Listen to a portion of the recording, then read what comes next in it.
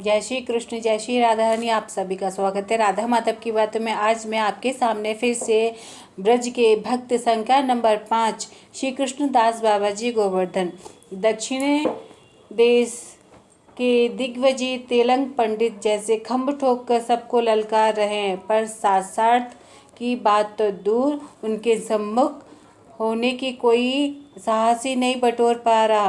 ब्रज के लिए कैसी लज्जा की बात है कि आज एक तेलंगी पंडित के सामने नतमस्तक हो रहा है। किस प्रकार ब्रज की नाक रखी जाए, इस विषय को लेकर वृंदावन के पंडित चिंताग्रस्त हैं। एक ही उपाय है दिग्विजय को नीचा दिखाने का।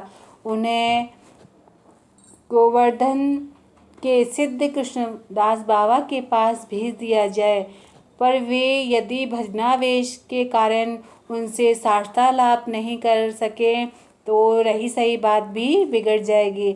ऐसी कोई युक्ति निकालनी चाहिए जिससे दिग्विजय उनके पीछे पड़ जाएं और उन्हें उनसे पीछा छुड़ाने के लिए उनसे टक्कर लेनी पड़े। आखिरकार पंडितों ने एक युक्ति निकाल ही ली।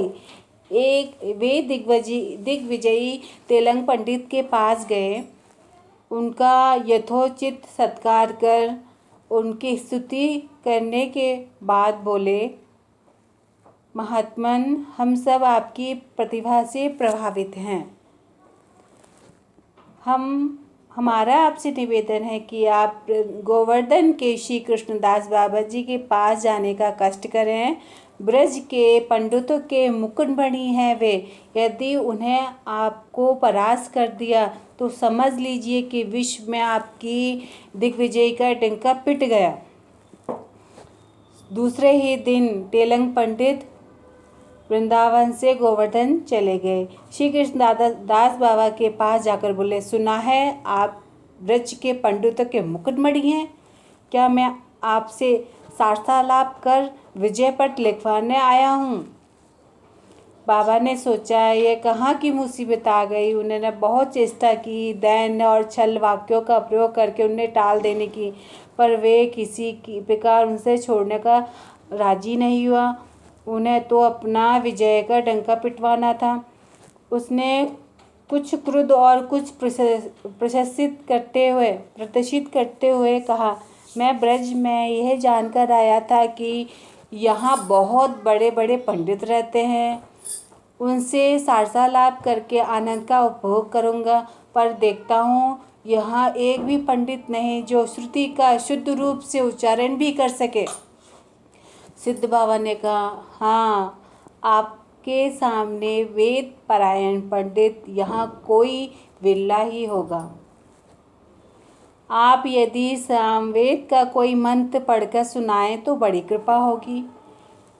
पंडित तो ये मौका ढूंढ ही रहा था।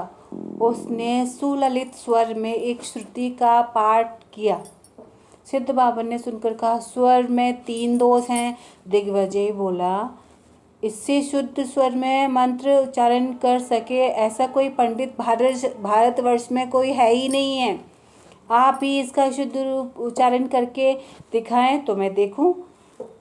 तब सिद्ध बाबा ने स्वयं शुद्ध स्वर में मंत्र का पाठ किया। दिग्विजय उसे सुनकर स्तब्ध और चकित रह गया।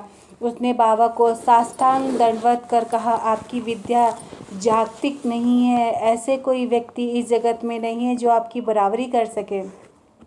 बात बिल्कुल ठीक थी। बाबा की विद्या जागतिक नहीं थी, मतलब बाबा की विद्या को कोई जानता नहीं था।